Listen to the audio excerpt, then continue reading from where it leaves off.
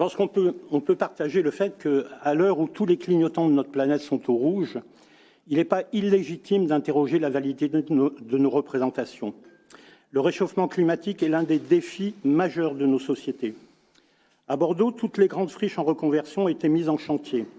Pour la nouvelle équipe municipale, en matière d'urbanisme, quel pourrait être alors l'urbanisme écologique lorsqu'il lui reste à achever les grands projets urbains de la mandature précédente et se préoccuper du tissu urbain existant?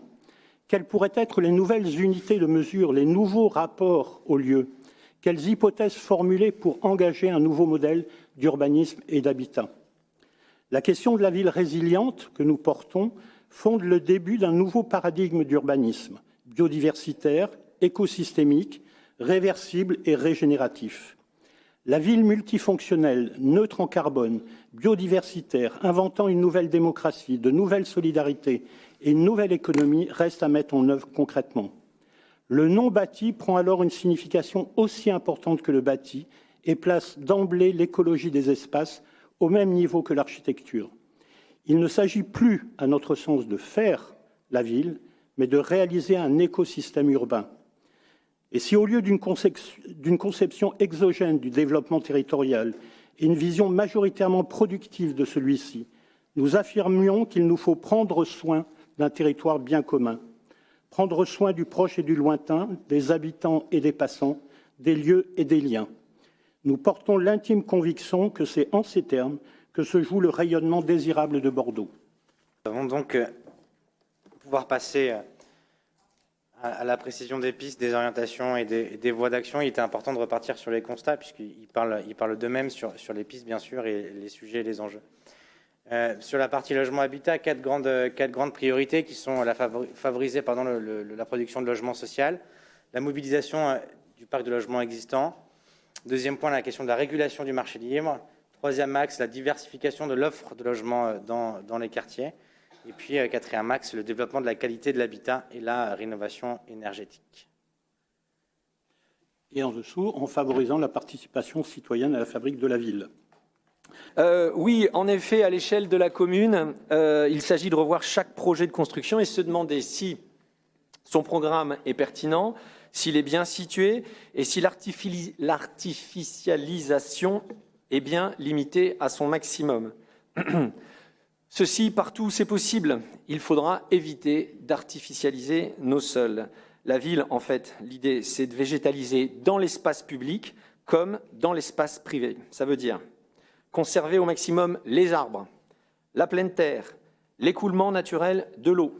Ça veut dire construire sur des espaces déjà artificialisés, préserver les grands espaces naturels existants en renforçant les trames vertes, les trames bleues, protéger les dernières zones humides et en faire des zones naturelles, sauvegarder, développer les terres agricoles pour encourager la politique d'alimentation pour toutes, pour tous et pour encourager l'idée d'une ville nourricière.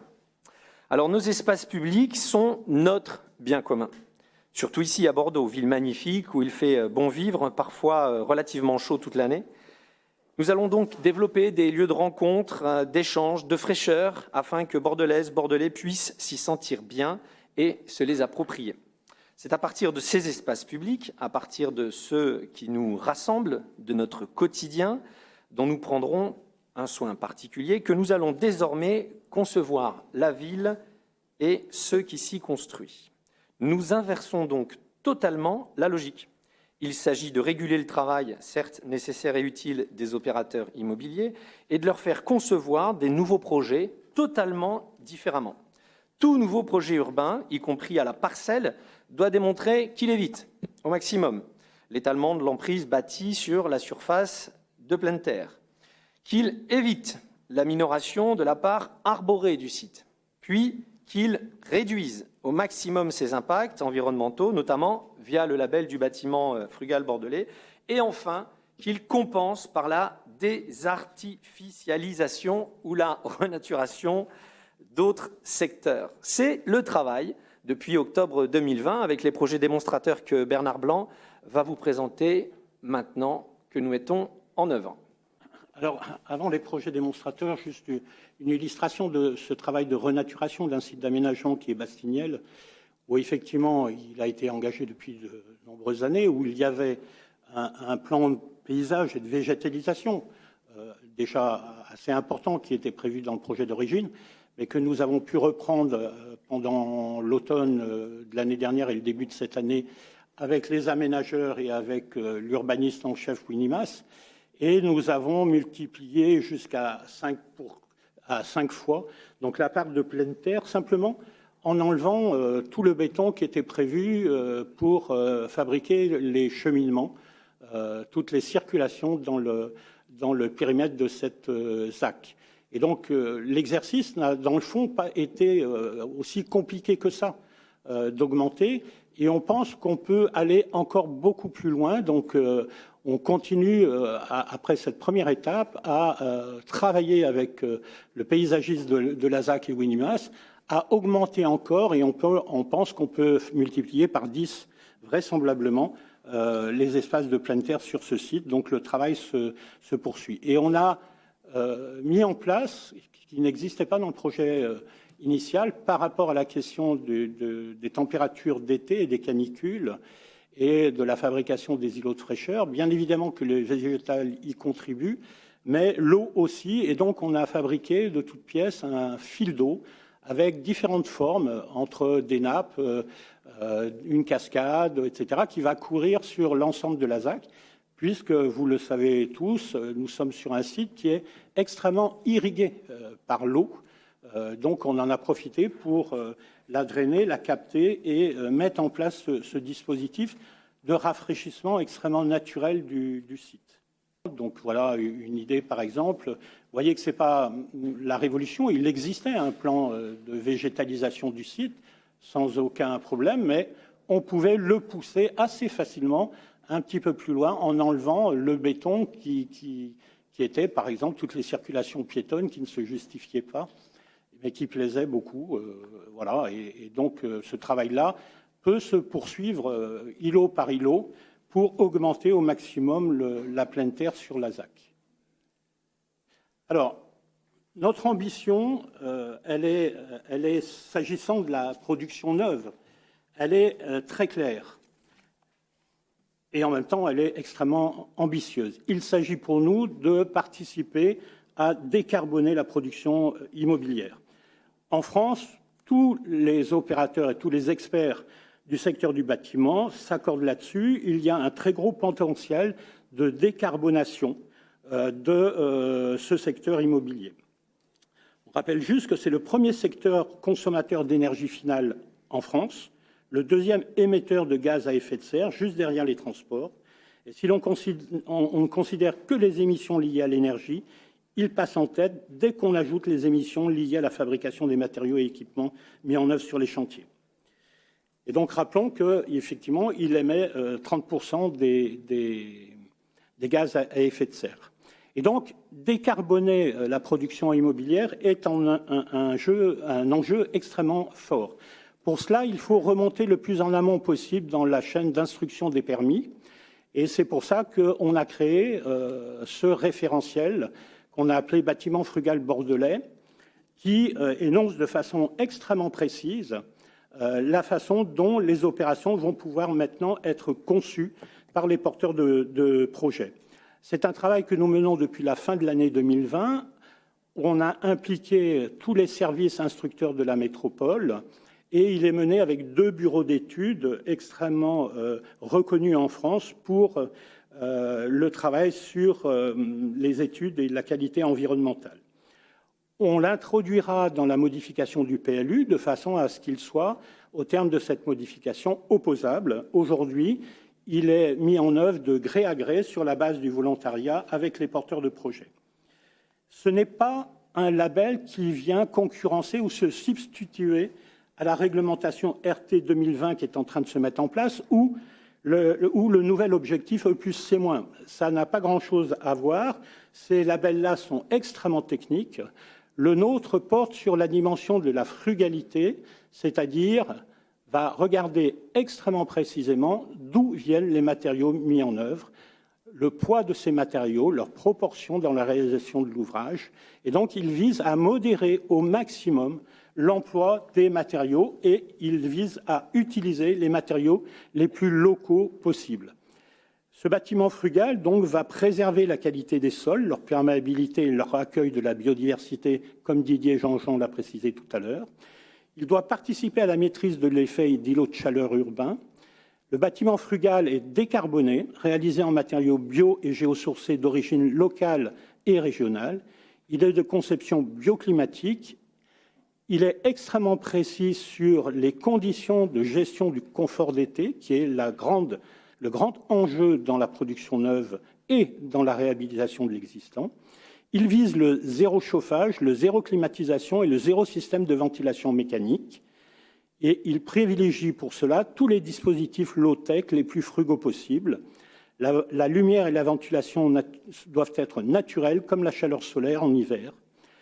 Et il est équipé forcément d'espaces partagés. Il est doté de protection renforcée d'été en toiture et en façade. Et il est généreusement augmenté de surface extérieure pour vivre la chaleur et le confinement. Voilà, grande maille, dire rapidement ce que contient ce référentiel. Il y a 42 items, un socle de 22 items de base et le reste permettant d'obtenir un classement de 1 à 3 étoiles pour celui qui est le plus frugal au terme. Mais le socle est la condition obligatoire imposée sur tous les nouveaux permis. L'autre point, et donc voilà un exemple à partager avec vous, très précis, sur l'ensemble des projets qu'on a travaillés, qui sont des reprises d'instructions de permis en cours lorsqu'on est arrivé à l'automne. Et donc avant que le permis ne soit délivré, on a une quinzaine de porteurs de projets qui ont accepté de retravailler avec nous sur leur projet de façon à rentrer dans le référentiel le mieux possible. On a comme ça une quinzaine de projets qui seront sans aucun problème lorsqu'ils seront livrés, labellisés bâtiment frugal bordelais.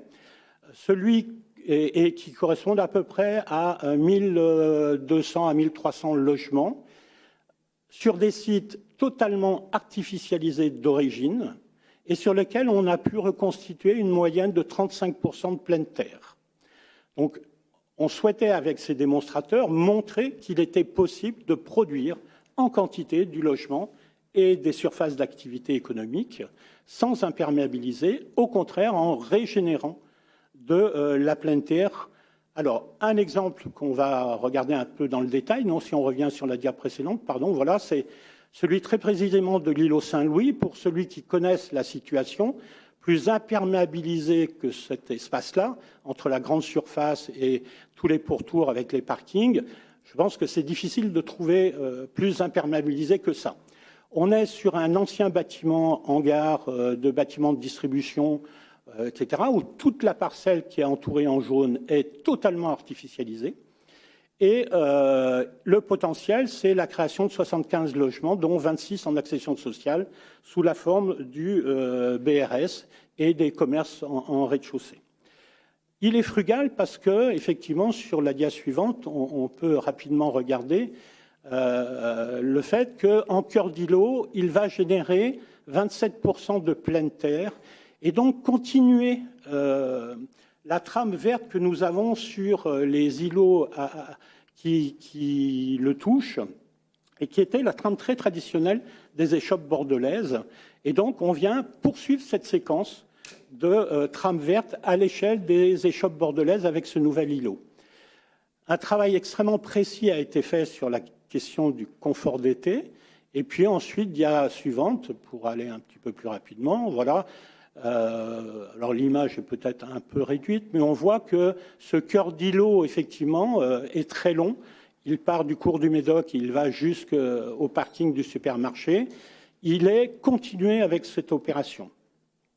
Et donc, autre diapositive, peut-être, voilà. La qualité d'usage du logement a fait l'objet d'un travail extrêmement précis avec le bureau d'études. Et donc, pour nous, au stade où nous en sommes de la phase de conception, il remplit tous les critères de notre référentiel bâtiment frugal bordelais. Et la qualité du programme est assez exceptionnelle. 100% des logements sont traversants. ont des balcons, des loggias extrêmement généreuses. Il y a beaucoup de duplex, donc qui est une très belle qualité d'habiter.